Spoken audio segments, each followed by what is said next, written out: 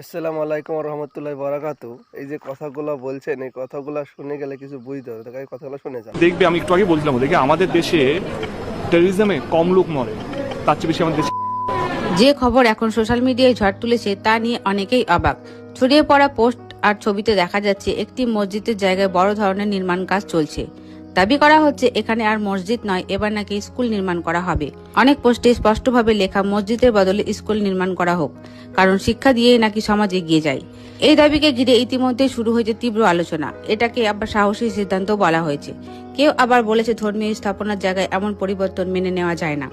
এদিকে কিছু পোস্টে আর এক ধাপ এগিয়ে বলা হচ্ছে বিষয়টি নাকি সরকারি উচ্চ পর্যায়ে আলোচনা রয়েছে এবং শীর্ষ সিদ্ধান্ত চূড়ান্ত বলে আসতে পারে। ছবির সাথে পুরো ঘটনার ভিডিও জুড়ে এমন বিষয়টাকে উপস্থাপনা করা হয়েছে যেন সবকিছুই একেবারে বাস্তব।